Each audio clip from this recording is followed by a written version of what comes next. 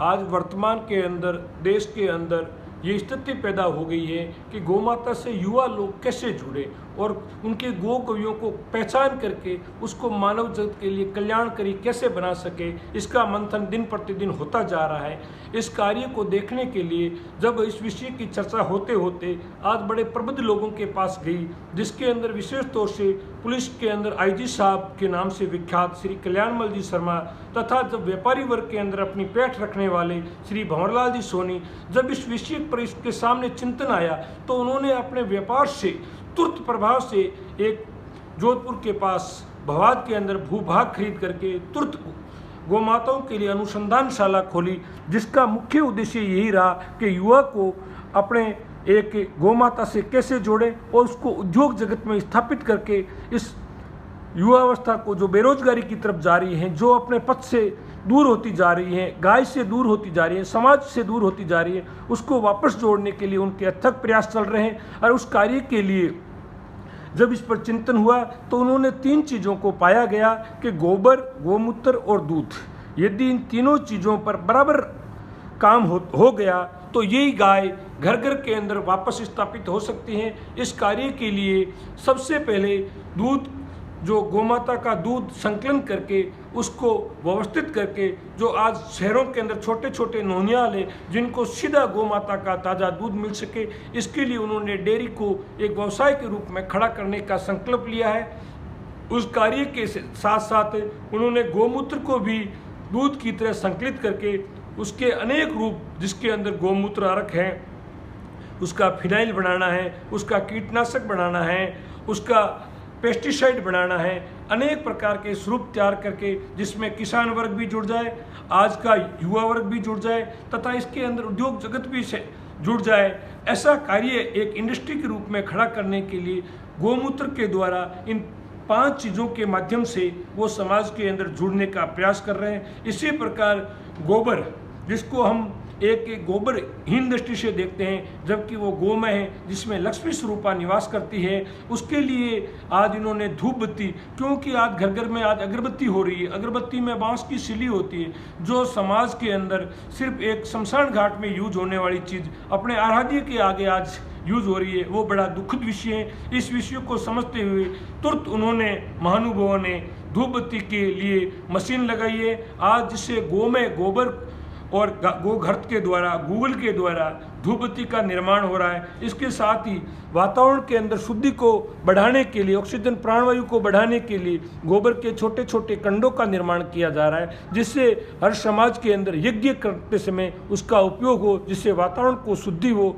तथा इसी प्रकार गोबर के द्वारा केंचुआ खाद और वर्मी कंपोज तथा कंपोज खाद का निर्माण करने के लिए वहाँ पर उच्च स्थान पर आयाम लगाए जा रहे हैं, ताकि युवा वर्ग जड़ करके उस खाद को और परिष्कृत करके और किसानों के सामने उपलब्ध करवाए, जिससे वो होने वाली फसल बहुत अच्छी से अच्छी और निरोगी हो सके, जिससे समाज का कल्याण हो सके।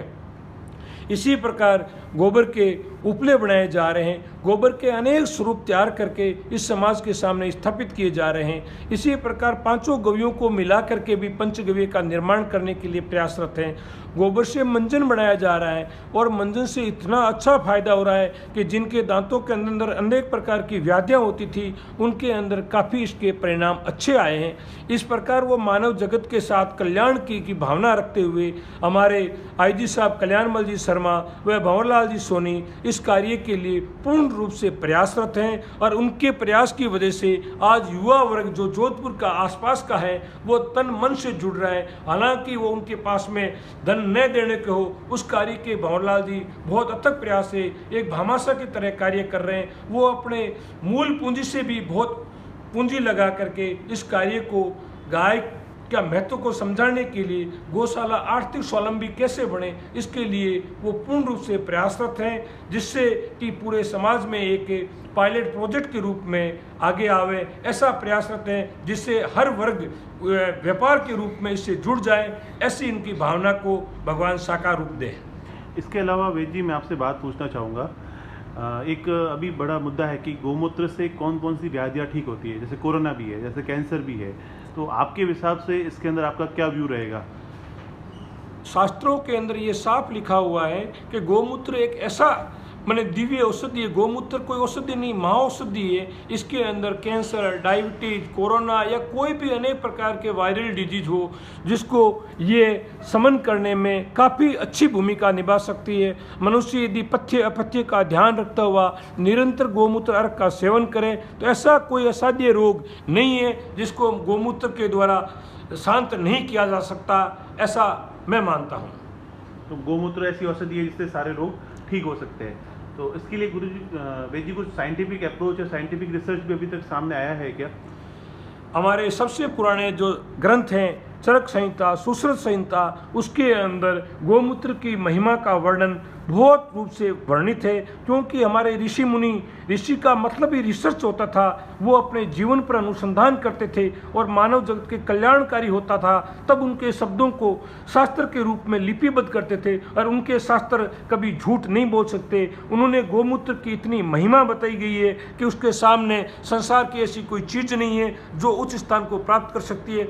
हमारे तो यहाँ तक कहा गया है, तक्कर शक्रस्य दुर्लभम, भगवान इंद्र को भी छाछ दुर्लभ है। यदि उनको छाछ पीनी है तो धरती पर अवतार देना पड़ता है, क्योंकि गौमाता सिर्फ मृत्युलोक के अंदर ही विराजती है। तो आज दोस्तों वेद जी ने बहुत अच्छी बात बताई।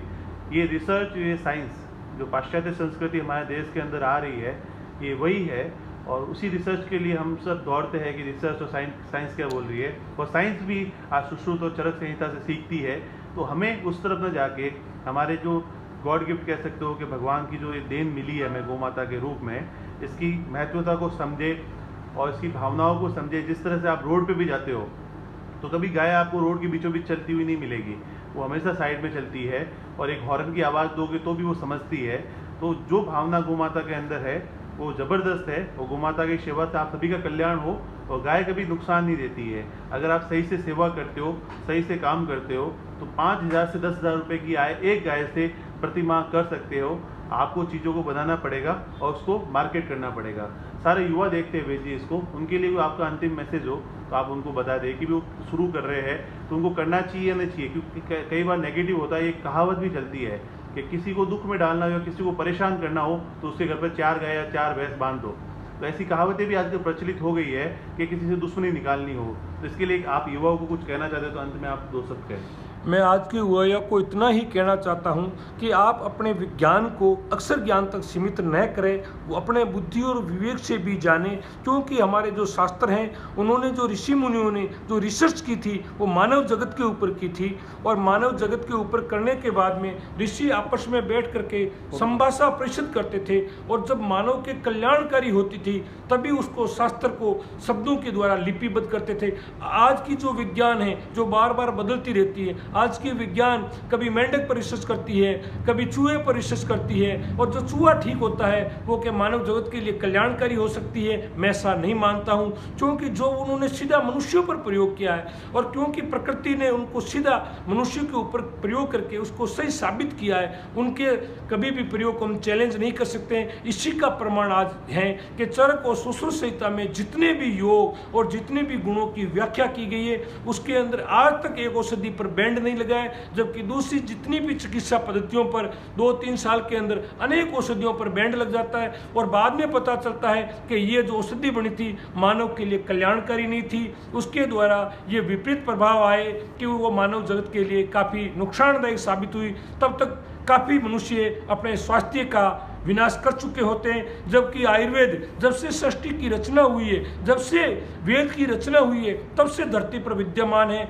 आज तक कोई आयुर्वेद की ऐसी औषधि नहीं है जिसके ऊपर कोई बैंड लगा हो जो पहले मनुष्य के लिए कल्याणकारी थी और अब कल्याणकारी नहीं रही है। ऐसा कहीं उल्लेख नहीं मिलता है। इसीलिए गोमाता से प्राप्त गोगव्य कभी भी किसी के लिए नुकसानदायक नहीं हो सकते हैं। मैं युवाओं से इतनी ही अपील करूंगा कि वे अपने बुद्धि और विवेक से जिस प्रकार दूसरे बिजनेस के अंदर अपना मन योग लगाते हैं, ऐसा यदि मनोयोग गो गवियों पर लगा देते हैं तो मेरा पूर्ण दृढ़ विश्वास है कि गो गवियों की द्वारा विपणन करने वाला आदमी कभी भी अपने आप को गरीबी की तरफ नहीं ले जा सकता है और स्वास्थ्य की दृष्टि से, मनोबल की दृष्टि से सबसे उच्च स्थान को प्राप्त करेगा, ऐसा मेरा दृढ़ विश्वास है।